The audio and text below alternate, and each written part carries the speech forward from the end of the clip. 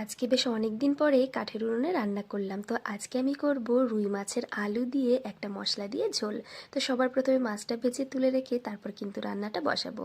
তো শীত তো মোটামুটি পড়েই গেছে, আর এই শীতের ভেতরে কাঠের উনুনে রান্না করার মজাটা কিন্তু একদমই আলাদা। গরমের সময় রান্না করতে যদিও বা একটু গরম লাগে, কিন্তু এই শীতের মধ্যে রান্না করার আমেজটা কিন্তু দারুণ। তো সেই কারণে আজকে কিন্তু আবারও একটু উনুনটা জ্বেলেছিলাম। আর তোমাদের দাদা ভাইয়েরও আজকে অফিসটা ছুটি ছিল আর কি, তো সেই কারণেই জ্বালা হয়েছে। তো মাছগুলো ভেজে তুলে রেখে ওই তেলের ভিতরে কিন্তু এবারে আলুগুলো বেশ সুন্দর করে ভেজে নেব। আর কাঠের উনুনে রান্নার আরও একটা সুবিধা হচ্ছে, বেশ তাড়াতাড়ি করে কিন্তু রান্নাটা হয়ে যায়। যেহেতু জালটা খুব ভালো হয়, সেই কারণে রান্নাটা কিন্তু খুবই তাড়াতাড়ি হয়ে যায়।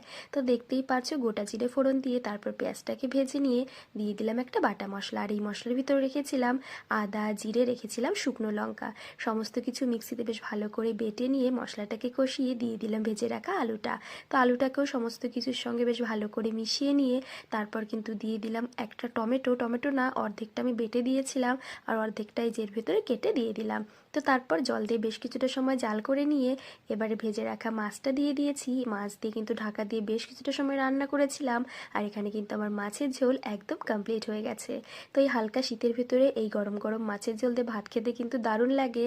আর যেহেতু কাঠের উনুনে রান্না করেছি, তো স্বাদও কিন্তু দারুণ হয়েছিল। তো কেমন লাগলো ভিডিওটা